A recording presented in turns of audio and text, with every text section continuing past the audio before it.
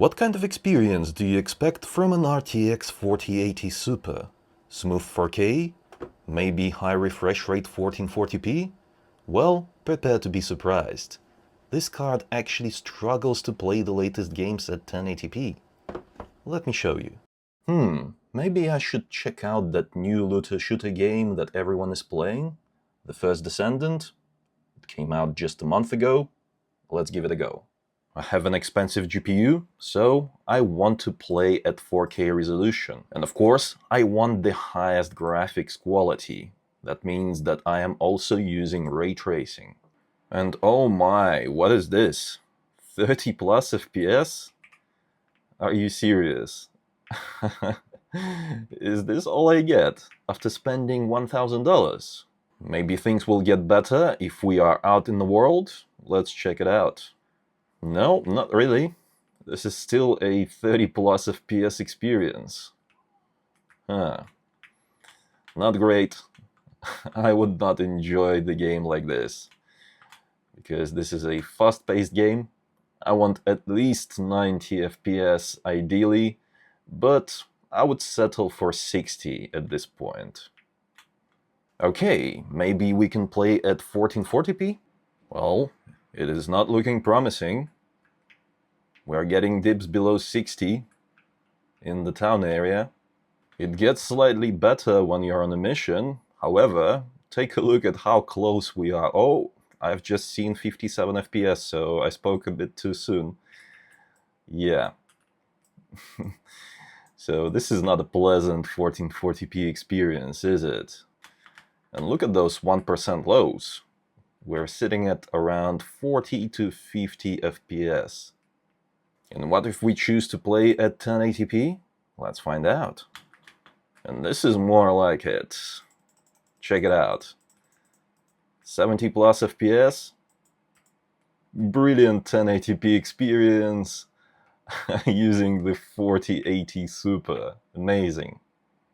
But let's do something else. We are back at 4K, same graphics presets. This is the part where I would like to show you that we are actually being pushed towards using DLSS resolution upscaling and possibly even frame generation technologies to play our games at the highest graphics quality presets. So in this case, you have to use at least DLSS balanced if you want to keep using ray tracing on Ultra and graphics on Ultra as well. And that way, FPS stays above 60, but barely. We are getting dips close to 60, 59 just then, as we get more NPCs on the screen. It becomes more difficult to render all of that. So in reality, if you don't want to use frame generation because it adds latency to your controls, you'll have to use DLSS performance. And only by using this setting, we're seeing well above 60 FPS, which means that we have a greater chance to actually not drop below 60 most of the time. I imagine that there will be certain scenes where performance will drop below 60. We just have to play long enough to find those. There's also a highly popular older game called Cyberpunk 2077. A lot of people still play it.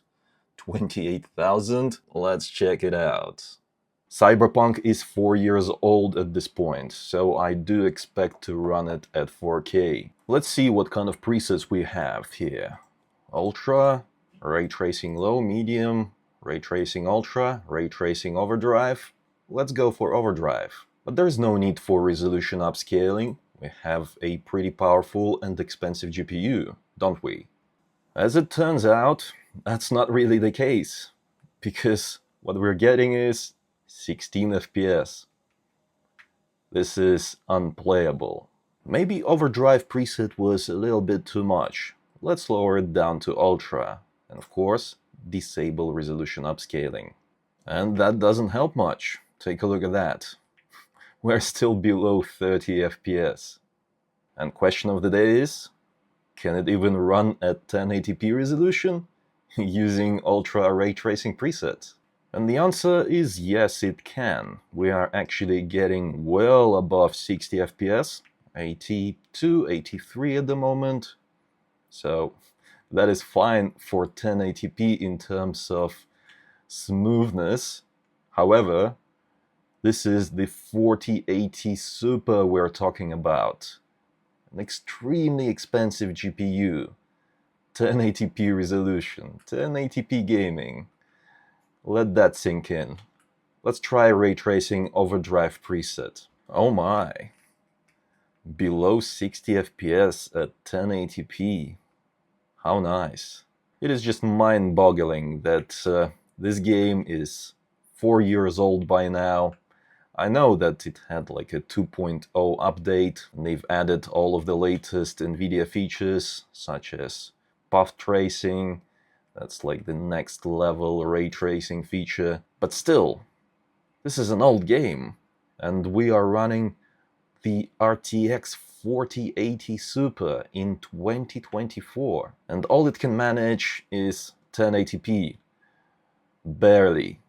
To run this game smoothly on a 4K monitor, using the ray tracing overdrive preset, we have to use resolution upscaling set to performance, and we have to enable frame generation. That way we are getting above 60 FPS, well, 70 to 80 to be precise in this particular location. So it's not too bad. And controls actually feel okay. But check this out. Let's disable frame generation and see what kind of performance we can expect purely with resolution upscaling. And it's 48, 49 FPS. Yeah, below 60 FPS experience. I'm also looking forward to playing this new Alan Wake 2 game that looks amazing. So I've selected 4K resolution, native, no DLSS, no frame generation, maxed out graphics settings, and of course, maxed out ray tracing preset. And what is that, brother? Ew, 15 FPS. The game is a slideshow at this point. Maybe we can have a good time at 1440p? Let's find out. Nope, that's not happening either. Although we are getting close to that cinematic 30 FPS Xbox 360 kind of performance and experience. Very nice. It's time for 1080p. And even at 1080p, it's just impossible. Take a look at this. We cannot enjoy this game with maxed out graphics settings at 1080p using the RTX 4080 Super. Let's see what kind of DLSS settings we have to use in order to play this game on a 4K screen. I think we should start with DLSS resolution upscaling set to performance. And even that is not enough. Take a look at that. 35, 36 FPS. I am not having a good time right now. Just take a look at that abysmal performance. Let's see what happens if we enable frame generation. We did get that 60 FPS experience. Oh, 58, 59, not quite. Even with frame generation helping us out, some areas of the game will drop the performance below 60 FPS. And yeah, you can actually feel that controls are a little bit sluggish because frame generation introduces additional latency, which is not nice. You have to have high base FPS in order for that not to be a problem. So if you are starting at something like 55 or 60 FPS and then just enabling frame generation on top of that, the controls will feel fine. Good news is that you will not be spending all of your time in that forest area. In other areas, the gameplay is absolutely beautiful using this preset. Although, you know, we had to lower resolution quality to performance. DLSS performance, it looks fine on a 4K screen. However, if you compare it to DLSS quality, the difference is noticeable, even if you are just kind of switching between the two, looking at your own monitor. You don't have to have them side by side. When you're using performance DLSS, you will see fewer finer details when you're looking at small objects such as leaves, grass, and so on. But it's not all doom and gloom in 2024, because we're still getting beautiful games like Horizon Forbidden West coming out this year that work very well, even at native 4K resolution. Check this out. Native 4K, no resolution upscaling, no frame generation, and graphics settings are absolutely maxed out, field of view maxed out. You can enjoy your game at well above 60 FPS, that's fine. However, I hear that there is a DLC that is extremely GPU demanding. I haven't progressed that far myself, so I cannot show you that. And to be honest, I don't think I'll be playing that DLC because it doesn't sound very interesting. But in the base game, you can get away with playing at native 4K resolution using the 4080 Super.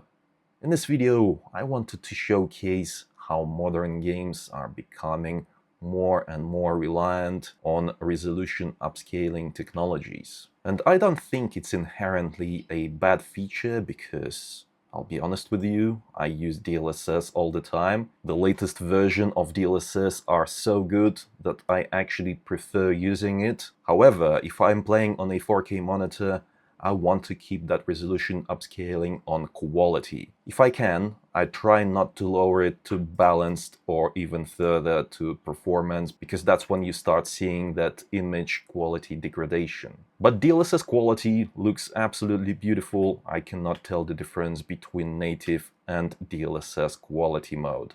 And the thing is that you are getting more FPS while the image looks absolutely the same. However, I do have an issue with game developers who are forcing us to use DLSS performance as well as frame generation on expensive GPUs to run their games. It feels like either they are pushing us towards using those technologies or building their games with future GPU generations in mind. I'm actually interested to hear from a game developer their thoughts on this issue. So if you happen to work at one of those companies, hit me up, let me know in the comments below. Let's start a conversation. I think that a lot of us are actually interested in getting an answer to this question. That was my take on the state of PC gaming in 2024. But how about you? What do you think? Let me know in the comments. And if you're interested in any of the products featured in this video, you can get them on Amazon at the links in the description below. Don't forget to reward this video with a like if you enjoyed it, and subscribe for more if you haven't already. It was I, Vadim. Until next time.